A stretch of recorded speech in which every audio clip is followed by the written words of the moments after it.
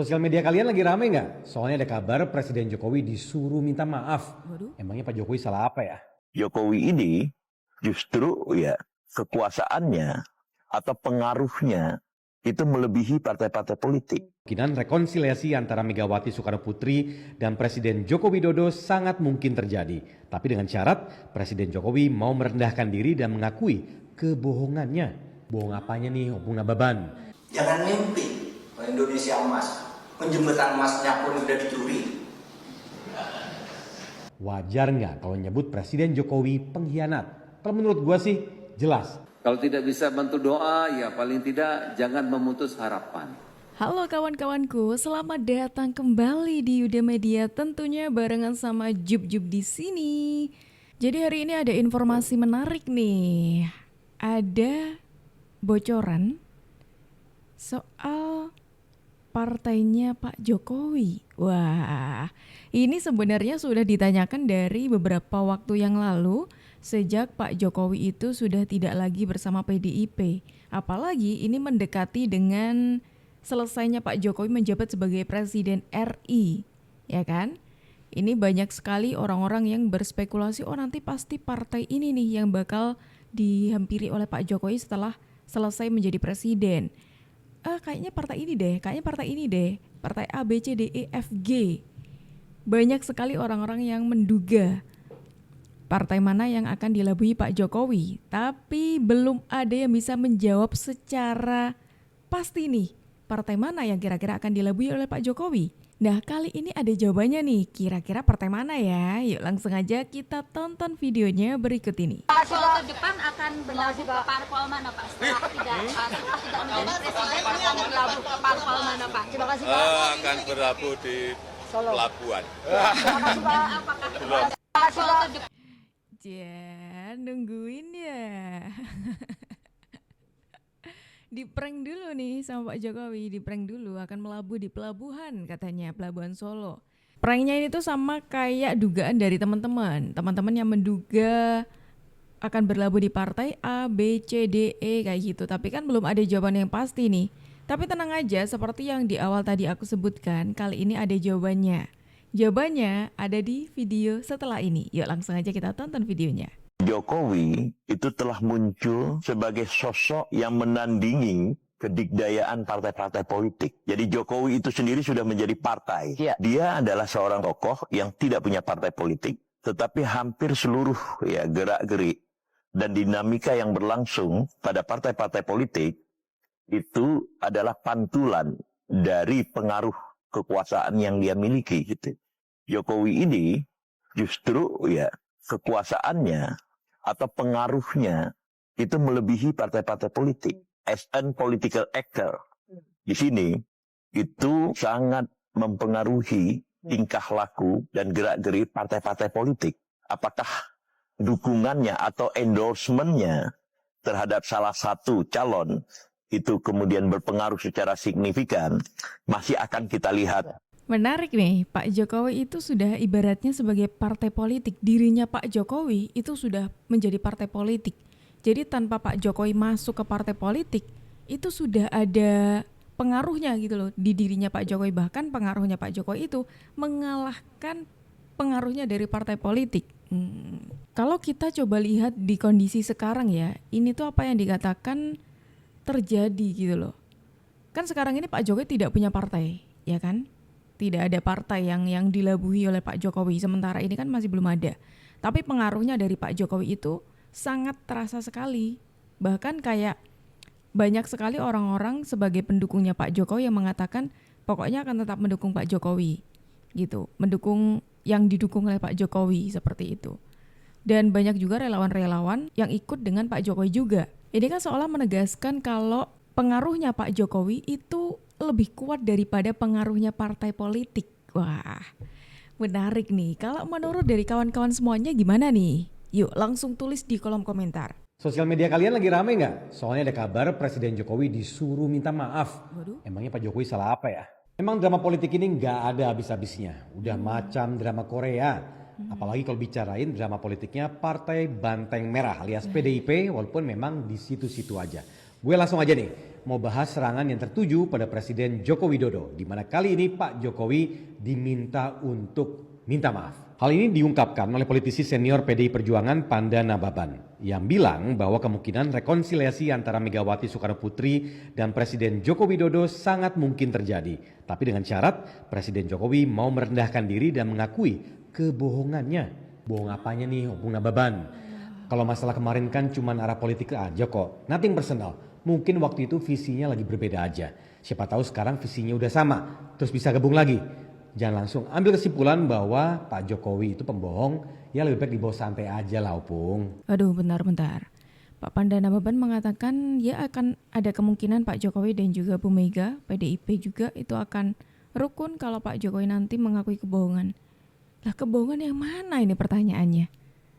Lah kalau Pak Jokowi nggak bohong terus harus mengakui kalau bohong gitu. Gimana ini konsepnya gimana? Emang susah loh ya. Serangan ke Pak Jokowi juga nggak habis di situ. Setelah tidak diundang dalam Rakernas PDI Perjuangan, Pak Jokowi disindir dan menurut gue dipermalukan ya dalam acara ini. Salah satu yang paling nggak enakin dari sosok Jarod Saiful Hidayat yang secara tidak langsung menyebut Jokowi sebagai pengkhianat. Kemudian Puan Maharani yang nangis-nangis minta maaf sambil menyindir soal kader yang nggak beretika. Padahal kemarin Mbak Puan pas acara World Water Forum 2024 senyumnya sumringah banget ketemu Pak Jokowi. Kok sekarang malah nyindir-nyindir ya?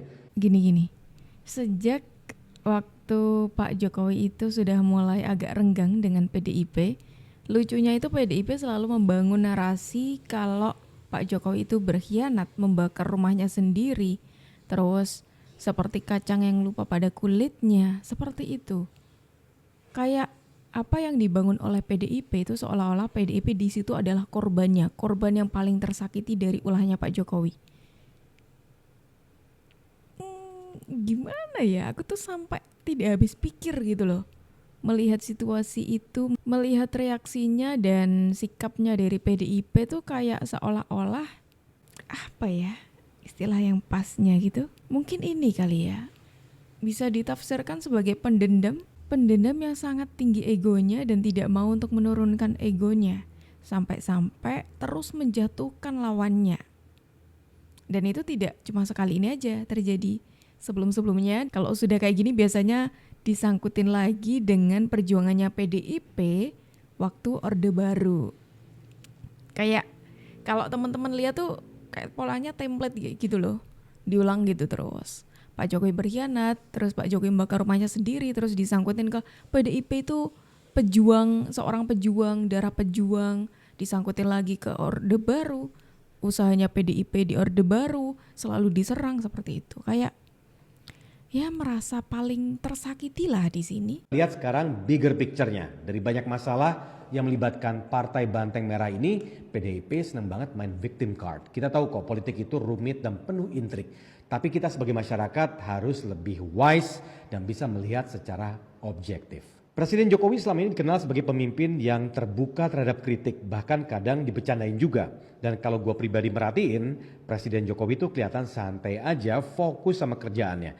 Jadi narasi pembelot, pengkhianat nih semakin gak relevan, apalagi Pilpres udah kelar.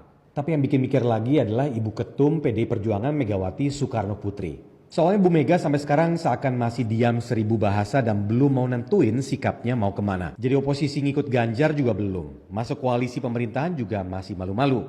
Padahal Bu Meganya sih belum nentuin sikap, tapi sudah semakin sering menyindir.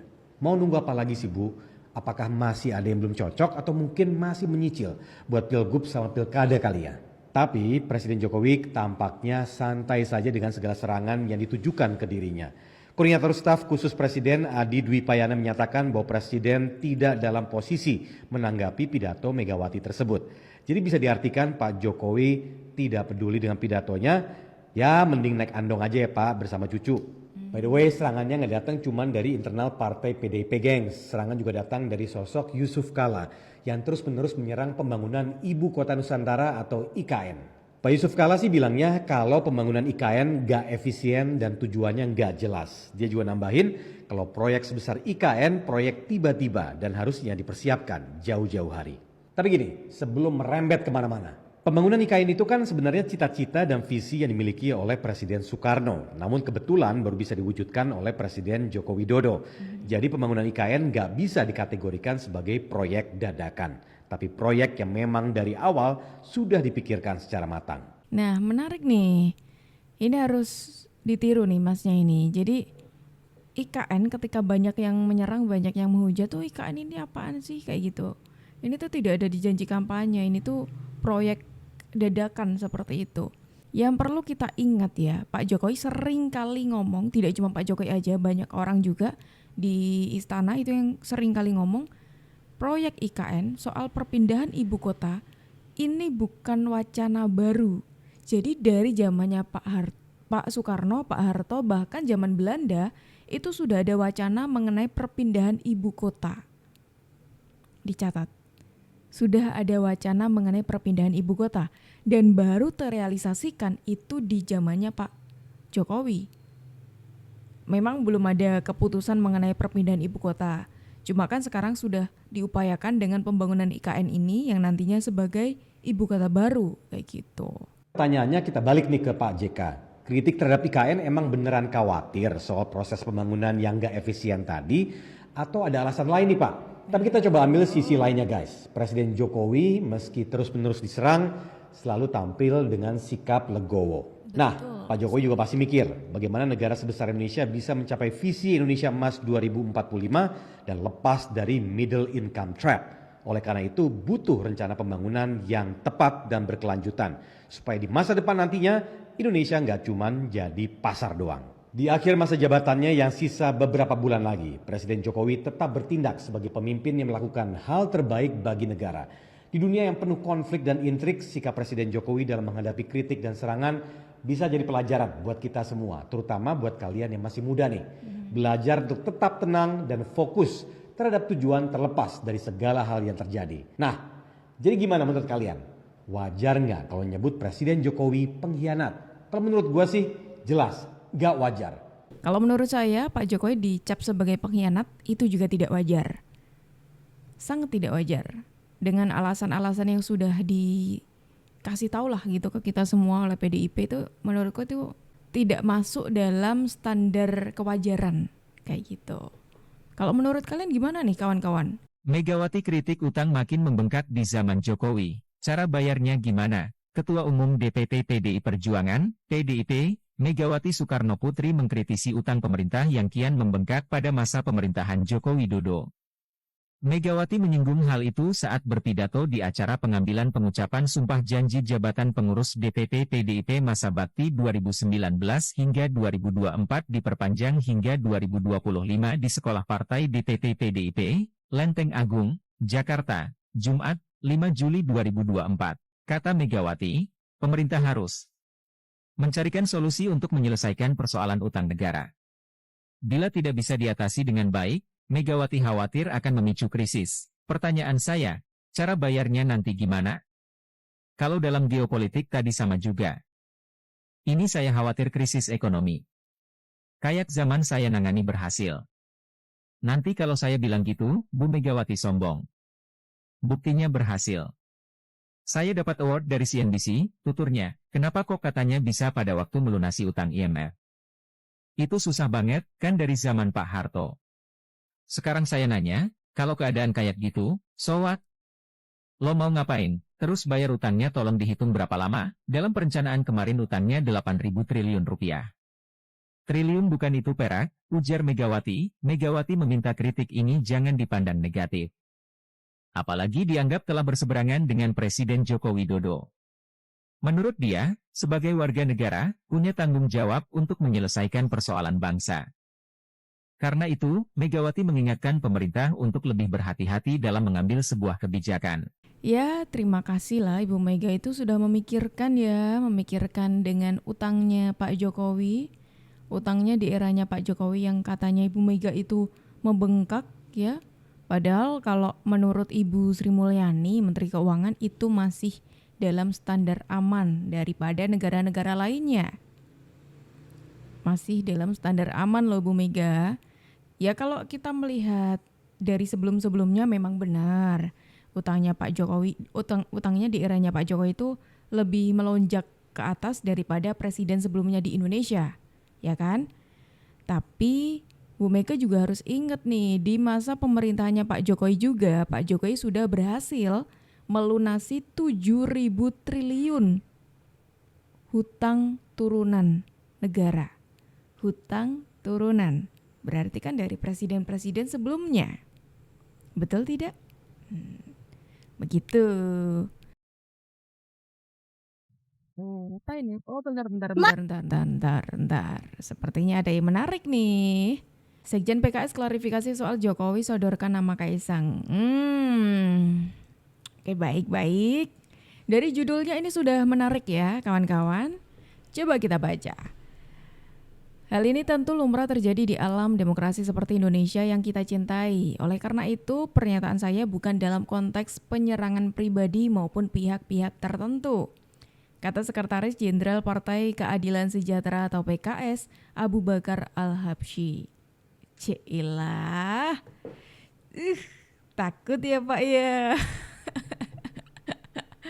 Tiba-tiba klarifikasi hal itu lumrah terjadi. Berarti kan itu kan sebenarnya membuktikan kalau dia tidak cukup bukti untuk membuktikan Pak Jokowi itu menyodorkan nama. Karena di sini yang disebutkan tadi, karena beliau menyebutkan hal ini lumrah terjadi.